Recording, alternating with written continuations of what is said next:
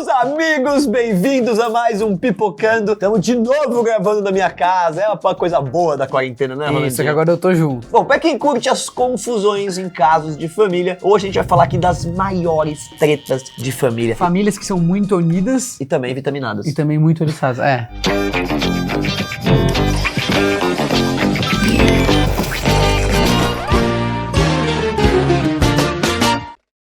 You spend time with your family?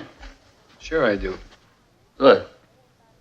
Because a man who doesn't spend time with his family can never be a real man. Vamos começar aqui pesado. Estamos falando de poder, vamos falar aqui de um dos filmes com as tretas mais alucinadas e cheias de vingança que eu já vi no cinema, mas não em família, porque a gente sabe que as famílias são mafiosas e acontece coisas que é pior do que nos filmes. Poderoso Chefão. Good. Como todo mundo já sabe, um dos lemas mais importantes dos Corleone é a proteção da família acima de qualquer outra coisa. Chegando ao ponto de você largar a arma, que é difícil você ter porte, que vale dinheiro, e pegar o quê? O cannoli, que é a sobremesa predileta da família. Leave the gun. Take the cannoli. Além do mais, cara, o valor só conta pro próprio sangue, já que eles não pensam duas vezes antes de trucidar a oposição, deixando várias crianças órfãs. Assim, o Brasil, a gente aqui sabe muito bem o que é máfia, na verdade, que pessoas que defendem a sua própria família e cagam pros outros. Esse negócio de família é meio perigoso. I have a sentimental weakness for my children and I spoil them as you can see. They talk when they should listen. Um bom exemplo é a treta que é gerada depois da morte do Soloso, gerando aí a guerra das 5 famílias, ou então o banho de sangue na cena do batizado. O interessante é que o Coppola insistiu para equilibrar o lado do crime com questões sobre família e poder, deixando assim a trama mais pessoal e interessante. E o Poderoso Chefão foi um filme que marcou, né, esse estereótipo do Poderoso Chefão, do cara que é super legal com a família dele, que protege ajuda os seus. todo mundo, protege os seus, os bons, não, os bons não, os seus, os vizinhos. É isso, só que dentro do cercadinho, o resto que se exploda. Isso. How did things ever get so far? Mas um dos momentos que bate de frente com esse lema é o assassinato do Fredo, que é o filho mais velho do Vito, né? Depois dele, sem querer, ter traído a galera. O acontecimento, galera, expõe a hipocrisia do Michael por decidir matar o irmão, mostrando como a família não vem em primeiro lugar. No caso dele, o orgulho vem em primeiro lugar. Holy Mary, Mother of God, pray for us sinners.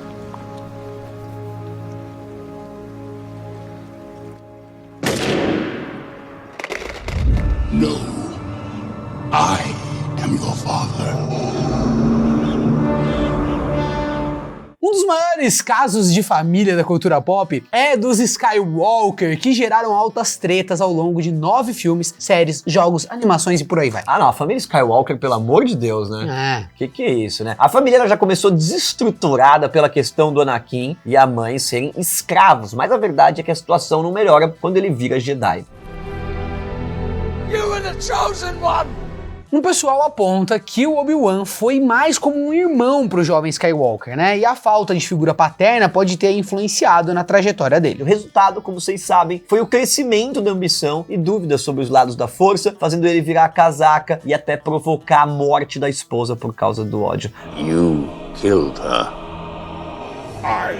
Mas a treta só continuou e aí ganhou um tom de tragédia grega com pais e filhos se enfrentando pelo destino da galáxia. E mesmo depois do Vader, e mesmo depois, galera, do Vader se redimir salvando o Luke, anos depois, chegou a vez dessa família muito oriçada ter problemas com o Ben Solo. Com Ben Solo? Com o Ben Solo.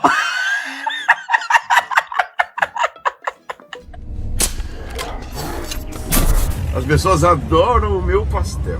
É basicamente isso, gente. Pirraça pai, pirraça mãe, pirraça tio e não sobra um ombro amigo na família até a Rey chegar. Ah, pirraça pai, pirraça mãe, pirraça tio e não sobra um ombro amigo até a Rey chegar. Tan. Inclusive, galera, a própria menina que supostamente veio do nada descobre ser neta do maior vilão da franquia e também precisa sair na porrada com o Palpatine. I am all the Sith. A Kathleen Kennedy, que é produtora da Lucasfilm, chegou a comentar como a família é o coração de Star Wars, chamando os filmes de a saga Skywalker. É verdade, podia ter um reality show, Skywalker. os Skywalkers. Intriga, traição. Essa família é tão interessante. E o próprio George Lucas comentou como os filmes estão mais pra um novelão cheio de treta familiar e não o épico como um espaçonaves, né, como todo mundo imagina quando pensa em Star Wars. Ou como ele tinha imaginado no começo. Exatamente.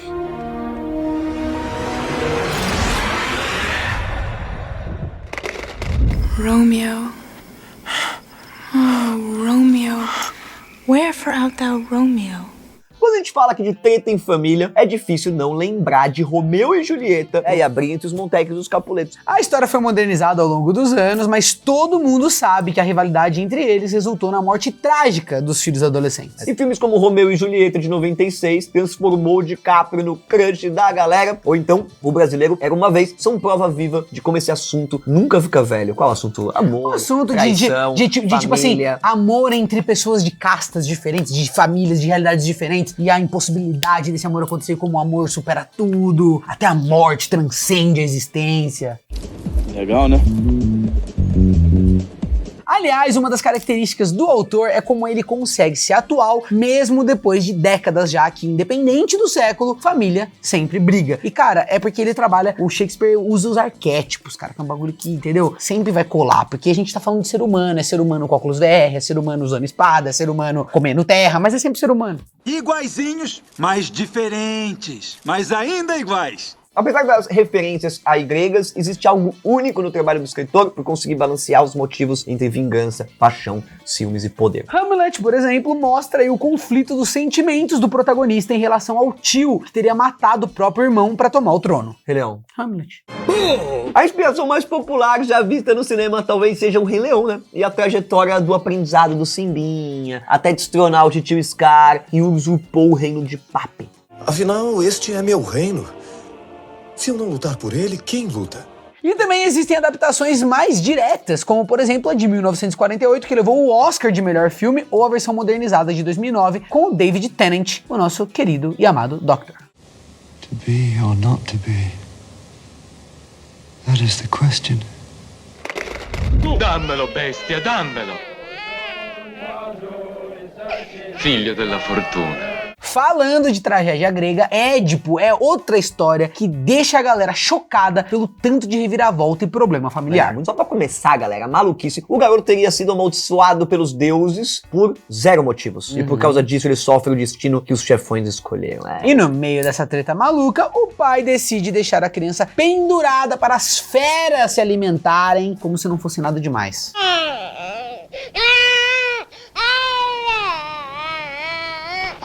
Depois de ser salvo, ele cresce inocente e acaba matando o próprio pai, sem querer, né? E ainda comete incesto com a mãe, decidindo arrancar os próprios olhos no final. Mas isso aqui é o que? É aula de... Grécia. Grécia, agora.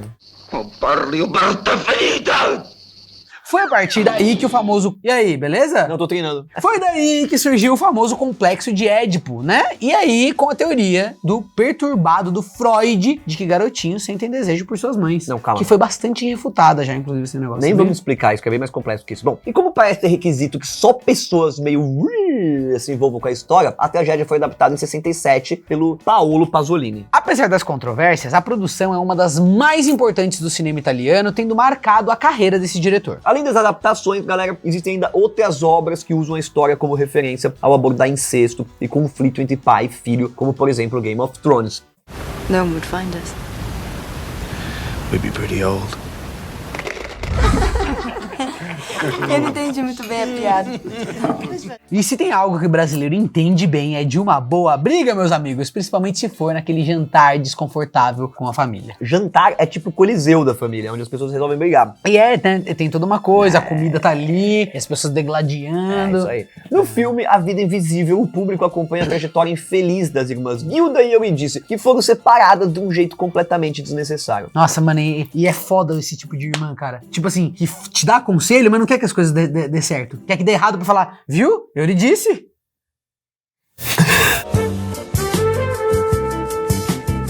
O nome da personagem é Eurídice. Eurídice, eu te disse. E o roteiro, que é baseado num livro de 2016, usa da criatividade para abordar assuntos como, por exemplo, a marginalização de mulheres, ao mostrar como a Guida foi excluída da família por fugir com o namorado. Isso, galera, porque nos anos 50 era um escândalo a ideia de mulheres serem livres, mas até hoje existem problemas parecidos, deixando o filme bem atual, né, no mundo inteiro, se a gente pensar, é bizarro. Já não tens irmã, nem mãe, nem pai. Vocês vão ter coragem de fazer isso com uma mulher grávida. Ainda existe um relacionamento abusivo entre a Eurídice e o marido, já que ele vive deixando os sonhos da mulher em segundo plano, transformando ela num ser invisível, aí tá o nome. A trama mostra como muitos brasileiros sofrem, né, ou sofreram no passado ao perder pessoas queridas por não conseguirem contato.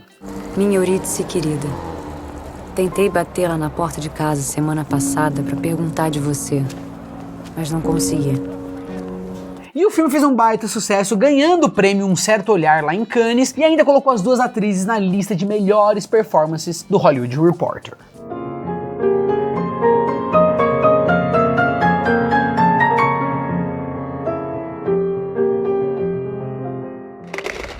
Escute a sua família. Não se meta com música. Viva a Vida é uma Festa! Ah, meu, é muito legal esse filme. A pouco louco, um pouquitico uma louco. briga tão grande que chegou até o mundo dos mortos. Olha isso, não, pessoal. Mundo de los Muertos. Mundo de los Muertos, que te quitan los tequitos con el mundo de los muertitos.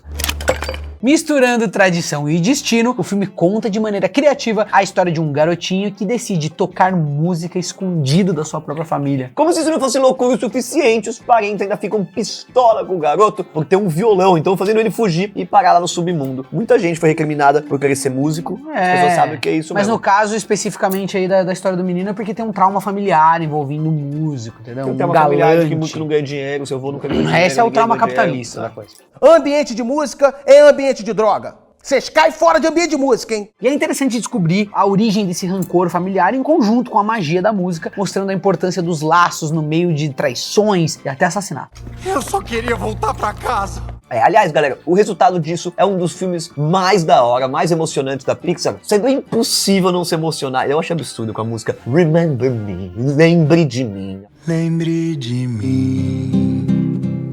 Se esforce pra sorrir. Curiosamente, Viva passou por algumas versões super diferentes enquanto ela estava sendo escrita, né? Esse filme estava sendo escrito, como por exemplo o Miguel ser um menino americano com descendência mexicana. Interessante, mas em todas elas, os laços de família e a relação com o mundo dos mortos eram o guia principal da história. Papá! Inês. Quando abri os meus olhos.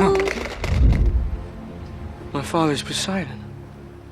God of the Seas. E como a gente entrou em mitologia, Percy Jackson, o Ladrão de Raios, tá longe de ser aí um belo exemplo de filme, mas conta aí com uma treta familiar nível divino, literalmente. Bom, é bem isso mesmo, já que tudo aconteceu porque Zeus acusa Poseidon de roubar o raio dele, ameaçando aí uma guerra lá no Olimpo. Ah, é difícil, né? Você roubou meu brilho, o cara rouba o raio do Zeus, é desse jeito.